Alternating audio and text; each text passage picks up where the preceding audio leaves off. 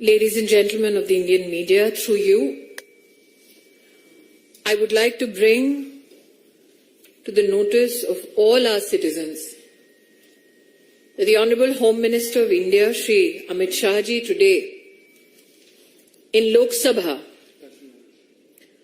appealed to all members of the opposition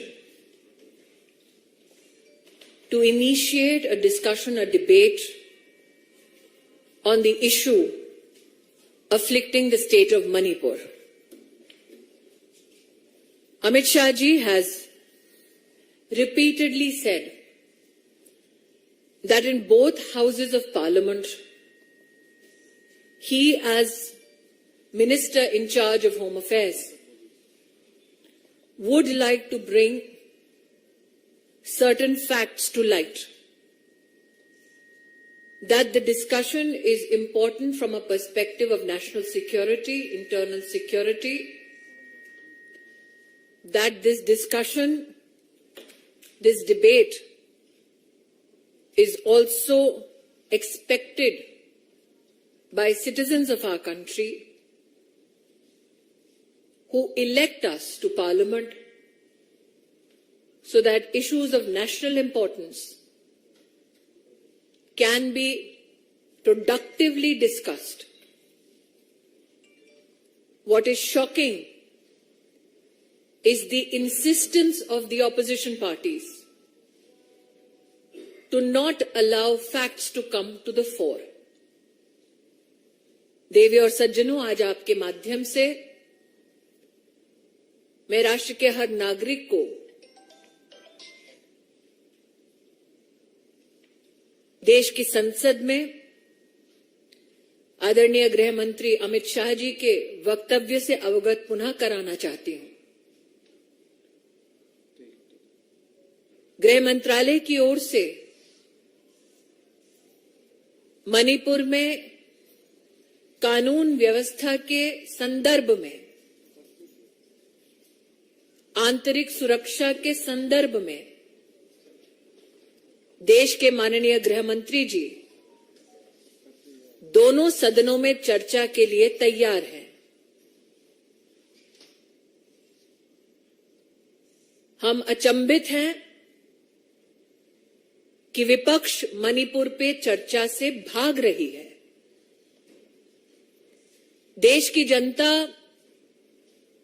जनप्रतिनिधियों को संसद में चुनकर इस दायित्व के साथ लाती है कि गंभीर मुद्दों पर संवैधानिक और सुरक्षा और साथ ही साथ राष्ट्रीय मुद्दों पर हम संसद में चर्चा करें। भारतीय जनता पार्टी के कार्यकर्ता आज राष्ट्र को आश्वस्त करना चाहते हैं कि देश के गृह मंत्री दोनों सदनों में चर्चा के लिए तैयार हैं। प्रश्न ये उठता है कि विपक्ष मणिपुर से संबंधित घटनाओं पर चर्चा करने की बजाय उस चर्चा से संबंधित मंत्री द्वारा चर्चा से क्यों भाग रही है। I'll now leave the floor open for questions.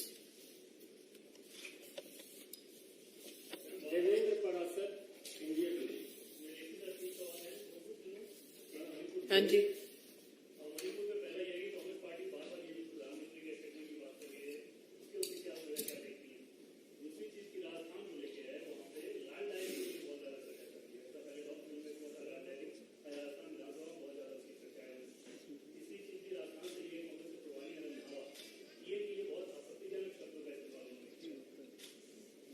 आपके 3 प्रश्न हैं विविध विषयों पर। पहला प्रश्न कि कांग्रेस पार्टी क्यों माननीय प्रधानमंत्री जी पर अभद्र टिप्पणी कर रही है। कांग्रेस पार्टी और कांग्रेस पार्टी से संबंधित व्यक्ति ये सोच रखते हैं कि जिस डायनेस्टी के छत्र छाया में वो अपना राजनीतिक जीवन जी रहे हैं, उस एक परिवार को विशेष नरेंद्र मोदी जी का अपमान पसंद आएगा। इसलिए मैं अचंभित नहीं हूं कि कांग्रेस के एक ऐसे नेता ने आपत्तिजनक टिप्पणी सिर्फ प्रधानमंत्री जी पर नहीं, बल्कि उनकी माताजी जिनका स्वर्गवास हो चुका है, उन पर भी इस प्रकार की अमानवीय टिप्पणी की है। पहले भी मीडिया के माध्यम से हम कांग्रेस और कांग्रेस समर्थकों के मुख से नरेंद्र मोदी जी को मौत के घाट उतारने वाले वाक्य सुन चुके हैं। गालियों की श्रृंखला में एक और वाक्य पुनः जोड़ा है कांग्रेस के एक नेता ने। मुझे कोई उम्मीद नहीं है गांधी खानदान से कि वो प्रधानमंत्री जी और उनकी स्वर्गीय मां पर हुई इस अभद्र टिप्पणी पर कोई भी कार्रवाई करेंगे, बल्कि मुझे पूरा विश्वास है कि अभद्र टिप्पणी करने वालों को जरूर गांधी खानदान पुरस्कृत करेगा। आपका दूसरा प्रश्न था लाल डायरी पर। मैं स्तब्ध हूं ये जानते हुए कि एक संवैधानिक पद पर बैठा मुख्यमंत्री एक जनप्रतिनिधि को निर्देश करता है कि सेंट्रल एजेंसी की इन्वेस्टिगेशन में जाकर वो खलल दे और एविडेंस चुराकर भागे। एक, ये केस ऑब्स्ट्रक्शन ऑफ जस्टिस का है। दूसरा, डायरी लाल हो, पीली हो या हरी, अब ये साफ हो चुका है कि उस डायरी में लिप्त है कांग्रेस के काले कारनामे। आपका देवेंद्र जी एक और प्रश्न है, लेकिन अगर सारे प्रश्न आप पूछेंगे तो आपके बाकी साथियों के पास प्रश्न पूछने का समय बचेगा नहीं। यतीन्द्र, टीवी 18। जी,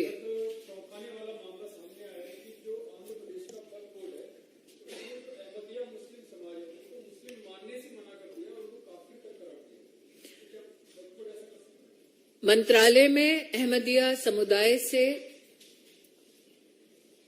निवेदन प्राप्त हुआ कि उन्हें एक राज्य के वक्फ बोर्ड ने काफिर घोषित कर दिया है। मैं अल्पसंख्यक मंत्री के नाते ये स्पष्ट कर देना चाहती हूं, देश का कोई भी कानून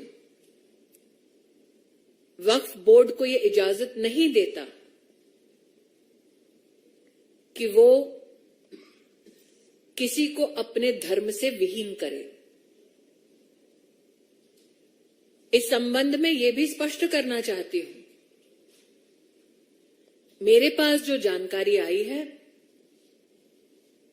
उसमें यह ज्ञात हुआ है कि किसी एक नॉन स्टेट एक्टर एक संगठन के फतवा को सरकारी ऑर्डर में तब्दील किया गया है। ये भी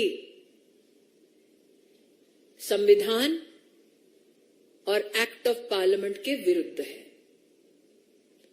हमने प्रदेश की सरकार से गुजारिश की है कि वो संबंधित वक्फ बोर्ड के संदर्भ में कार्रवाई करके हमें सूचित करें।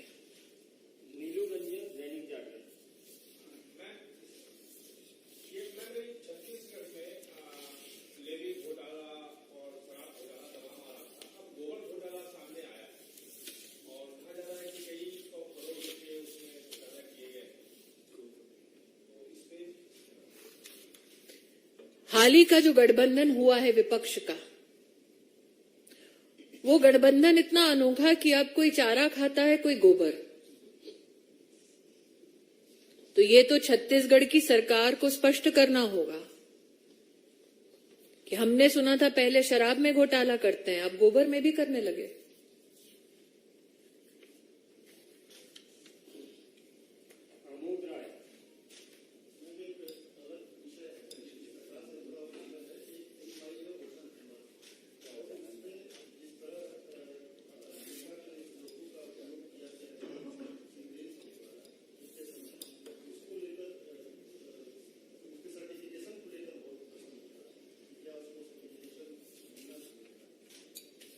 मैं इतना ही कहना चाहूंगी, ना मैंने फिल्म देखी है, ना मुझे ज्ञात है कि सर्टिफिकेशन प्रोसेस में कौन लिप्त है। निश्चित रूप से सूचना और प्रसारण मंत्रालय इस पर न सिर्फ टिप्पणी कर सकता है बल्कि कार्रवाई भी। नीरज पांडे, मैडम आपने जो संसद सदन का चर्चा की, क्या आपको लगता है कि विपक्ष इसलिए सदन से भाग रहा है चर्चा में कि मतलब कोई चर्चा करें तो छत्तीसगढ़, राजस्थान और पश्चिम बंगाल जैसे मुद्दों पर भी चर्चा करनी पड़े? नीरज जी, आपने जो अपनी भूमिका रखी प्रश्न में, क्या विपक्ष इसलिए इस चर्चा से भाग रहा है क्योंकि राजस्थान में, छत्तीसगढ़ में महिलाओं पर जिस प्रकार से आक्रमण हुआ, यातनाएं हुई, प्रताड़न हुआ, बंगाल में महिलाओं को नग्न करके 56 लोगों को मौत के घाट उतारा गया। आज ही मुर्शिदाबाद की एक मैं स्टोरी पढ़ रही थी जहां पर एक महिला को इसलिए किया गया क्योंकि उसने कांग्रेस के किसी कैंडिडेट का समर्थन किया। मेरा इस विषय पे एक निवेदन है। हाल ही में मैंने छत्तीसगढ़ से संबंधित एक महिला को नग्न करने का वीडियो देखा और इंफॉर्मेशन टेक्नोलॉजी मंत्रालय को सूचित भी किया। यह सत्य है कि कांग्रेस पार्टी इस चर्चा से इसलिए भाग रही है क्योंकि उन्हें जवाबदेही सुनिश्चित करनी होगी कि उनके राज्य में जब महिला की प्रताड़ना होती है तब वो चुप्पी साध कर क्यों बैठते हैं। लेकिन आज मैं एक अपील करना चाहूंगी, stop using crime against women as instruments to settle political scores.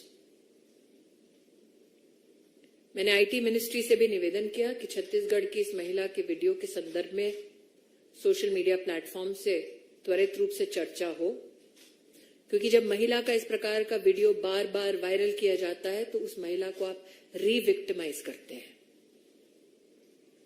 तो सोशल मीडिया प्लेटफॉर्म से छत्तीसगढ़ का ये वीडियो आया है। मैंने अपील की है आईटी मिनिस्ट्री से कि उसको तुरंत हटवाया जाए ताकि महिला का रिविक्टिमाइजेशन ना हो। क्यों कांग्रेस के एक कार्यकर्ता का समर्थन करने के लिए बंगाल की एक महिला को नग्न किया जाता है और कांग्रेस चुप बैठती है? ये तो स्पष्ट है नीरज जी, उनके लिए सत्ता इंसाफ से ज्यादा प्रिय है। शायद इससे भी कांग्रेस पार्टी भाग रही हो कि मणिपुर में जब इस प्रकार की आंतरिक सुरक्षा की चुनौतियां थी तब उनके पूर्व अध्यक्ष वहां जाकर आग को और क्यों भड़का रहे थे। मैं तो पुनः अपील करूंगी कि इस सेंसिटिव मुद्दे पर आज गृह मंत्री जी ने स्पष्ट कहा कि आइए सदन में चर्चा कीजिए। वो सदन में चर्चा के लिए तैयार है। मैं पुनः कहती हूं कि मैं स्तब्ध हूं कि मणिपुर की सच्चाई से विपक्ष क्यों भाग रही है। ऐसा क्या है जो विपक्ष नहीं चाहती देश जाने।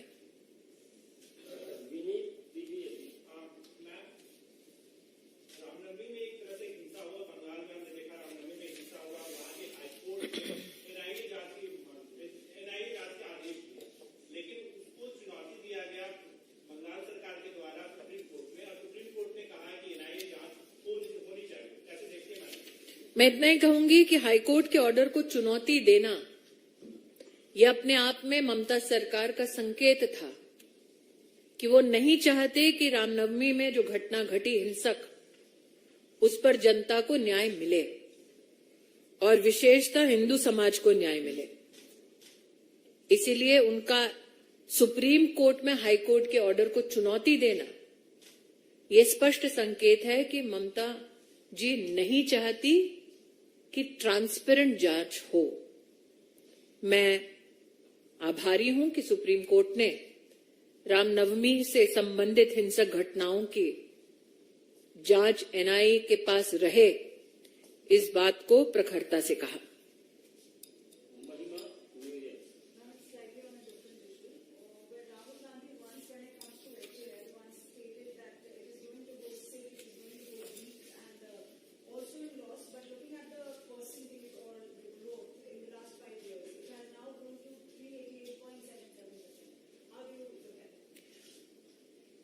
The Gandhi family has always had a morbid view of economic development ever since Prime Minister Modi took office. That they have contributed to scams worth 20 lakh crores in the country is something that the Congress never comes clean on. I congratulate HAL for showing growth as per your pronunciation and even what the market summary says of 388% in the past 5 years. I would also like to highlight that we now as a country have become the 4th largest exporters in electronics. That the Prime Minister's PLI scheme for smartphones has in fact contributed 52% to electronics exports is yet another manifestation of the success of Make in India. That the Congress party and particularly the dynasty was never in support of Make in India. These results, and especially the stupendous performance shown by HAL, is a remarkable response to the dynasty.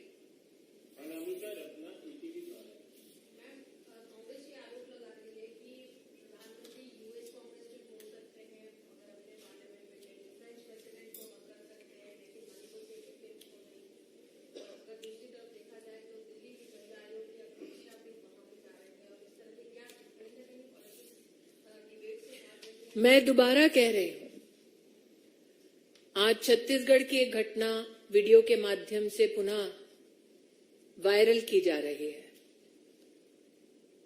प्रधानमंत्री जी ने उस पर भी कोई टिप्पणी नहीं की है। 56 लोगों को मौत के घाट उतारा गया है। विपक्ष उस पर चर्चा नहीं चाहती। मुर्शिदाबाद में एक महिला को नग्न मात्र इसलिए किया गया क्योंकि वो कांग्रेस के कैंडिडेट का समर्थन कर रही थी। पंचायत के चुनाव में कांग्रेस पार्टी इस पर भी चर्चा नहीं चाहती।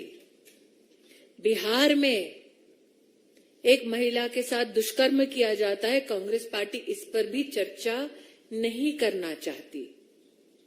कांग्रेस पार्टी अपने आप को सिलेक्टिव आउटरीच तक सीमित करना चाहती है।